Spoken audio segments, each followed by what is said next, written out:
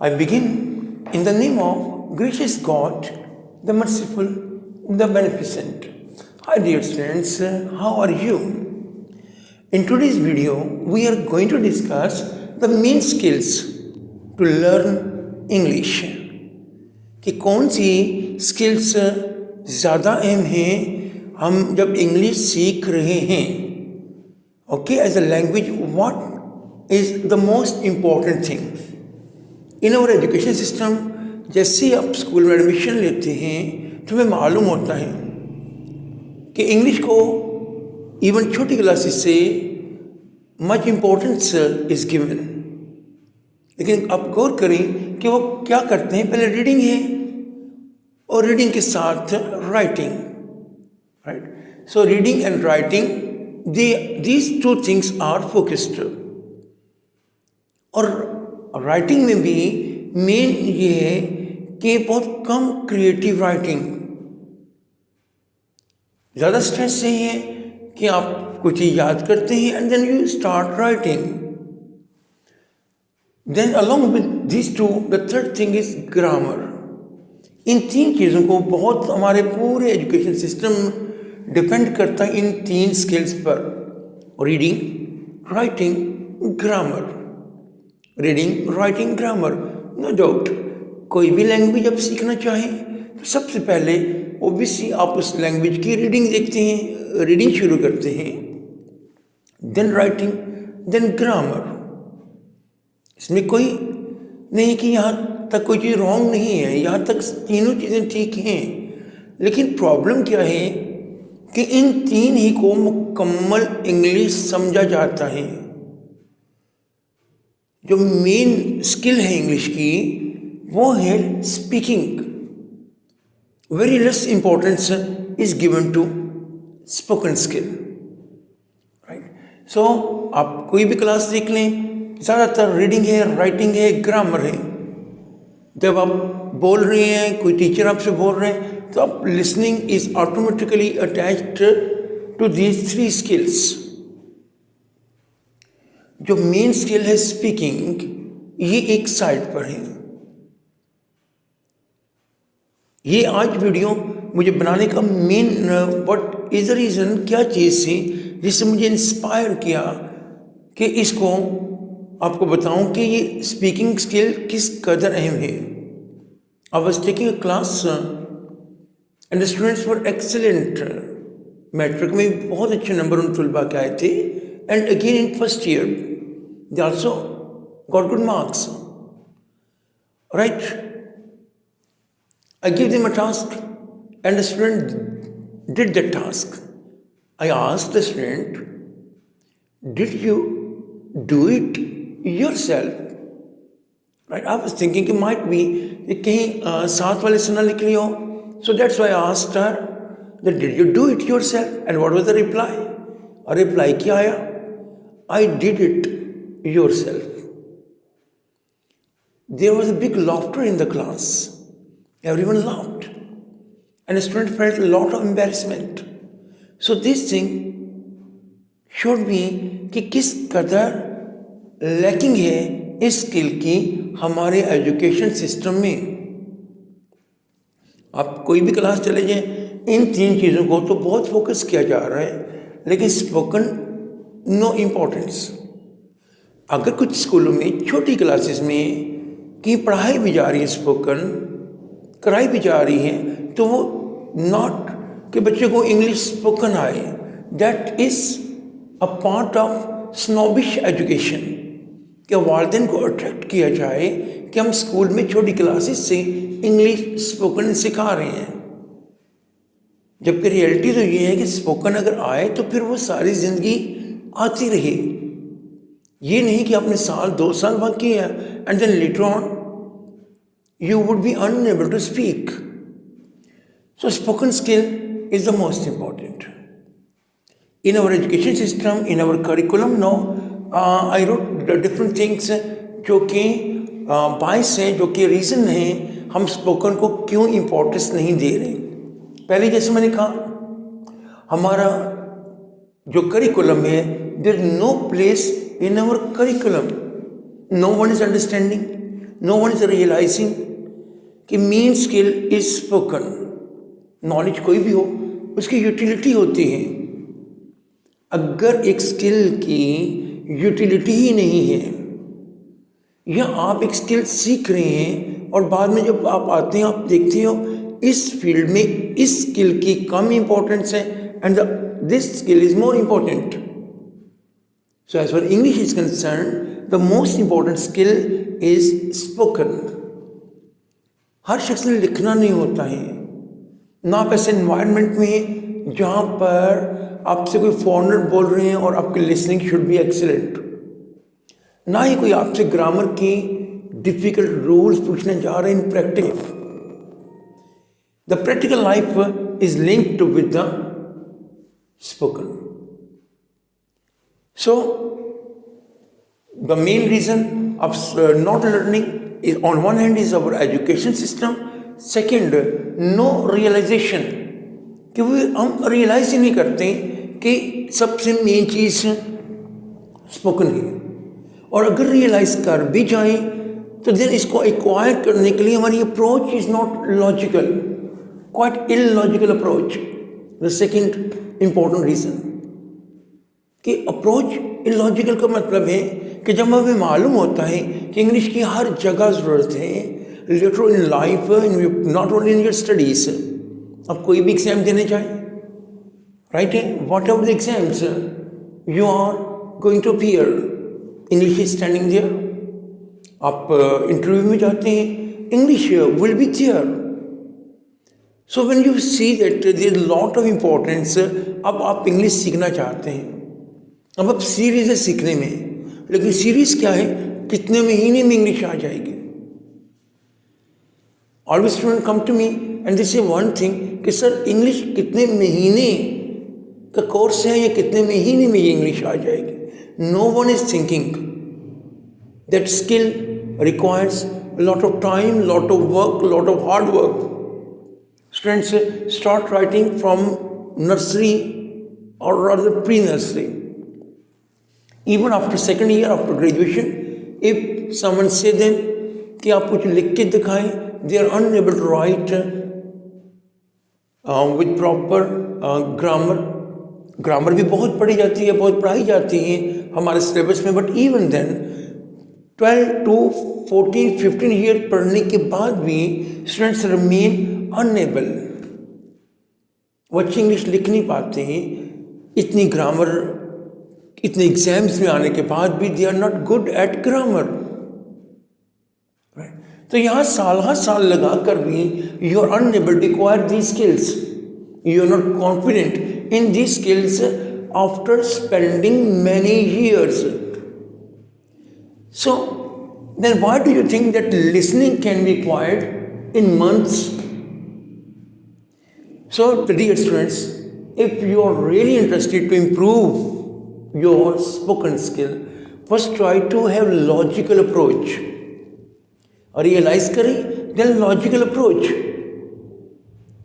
देखिए इसकी कितनी इंपॉर्टेंस है लाइफ में। आपको इंग्लिश नहीं है, your personality won't be considered something confident. The difference between our normal schools and the schools of elite class. What is the main difference? Not maths, to be honest, not science subjects. Difference क्या है? Difference is English, not spoken English. Right? Spoken English, they are very good at speaking. ये नहीं है कि उनकी grammar हमारे जो local boards हैं उनसे भी बहुत बेहतर है, ऐसा नहीं है। जो सबसे इवन क्रिएटिव राइटिंग भी, I've seen many such students बिल्कुल नॉर्मल। जो मेन डिफरेंस है जहाँ पर there is a big gap between our local boards and the boards of elite classes like O level, A level. What is the main difference? Only one, and that is spoken. So realize importance of spoken. Further क्या है हमारे पास? एक तो realization, then curriculum में problem, then illogical approach. Then another very important thing is that the proper age. हम ये समझते हैं कि चले मैट्रिक के बाद इंग्लिश सीख जाएंगे। मैट्रिक तक आपकी पर्सनैलिटी बिल्ड हो चुकी होती है। अब आप टाइम देते हैं, और टाइम भी कितना, महीने। You can not learn. अब 3 माह यहाँ पढ़ रहे हैं, 2 माह वहाँ पढ़ रहे हैं, ultimately what you have nothing, because till that time जो इंग्लिश स्पोकन का जो फैक्टर है वो आपकी पर्सनैलिटी में इतनी ज़्यादा शाइनेस डाल चुका होता है कि जब आपको इंग्लिश नहीं आती and you start speaking you feel shy. तो when you feel shy, how can you do that, right? So from my point of view the best time period is from class 2 to 7। ये वो classes हैं जहाँ आप ज़्यादा stress करें spoken पर। अगर एक स्टूडेंट इनमें इस स्किल को एक्वायर कर ले, क्योंकि उस वक्त बच्चा छोटा है, कम शाय फील करता है। अगर स्टूडेंट को उस वक्त कोई नया एडवेंचर दिया जाए, स्पेशली मैं अपने लोकल बोर्ड्स के पॉइंट ऑफ व्यू से कह रहा हूँ, अगर वहाँ पर उसको इम्पोर्टेंस रियलाइज कराई जाए इस चीज़ की, देन वो बच्चा जो है वो उसमें बहुत इन्वॉल्व हो जाएगा, घर जाकर भी बोलेगा। इवन अगर घर में माहौल ना भी हो ज़्यादा पढ़ाई का, इंग्लिश बोलने का, even then the child will try to speak, right? So that is the best stage. फिर एक और वजह, एक और टाइम है जब शुरू कर सकते हैं हम। जैसे फॉर एग्जांपल हमारे जो बोर्ड एग्जाम्स हैं उसमें हमने जिस साइंस में वाइवास रखे हुए हैं, why not such a thing can be included in spoken skill?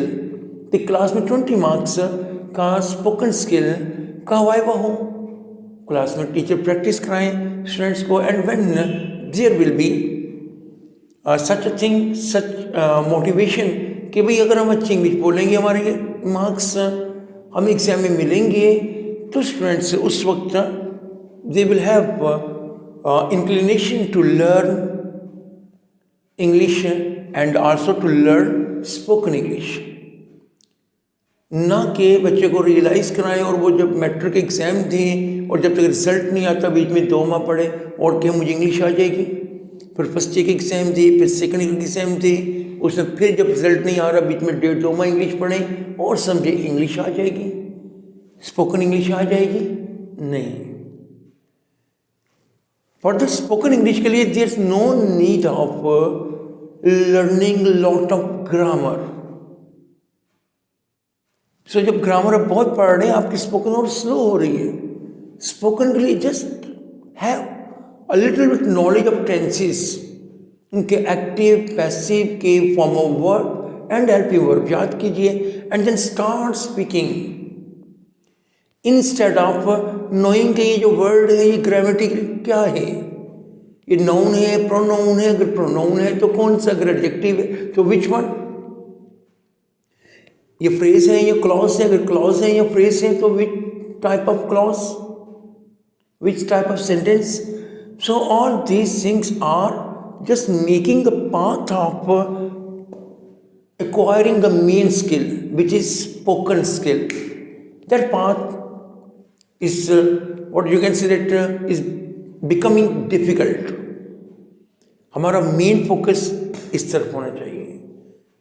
Dear friends, as far as our examination system is concerned, obviously हम उसमें तो फाइट नहीं कर सकते, लेकिन आप रियलाइज करें कि इसकी इम्पोर्टेंस कितनी है लाइफ में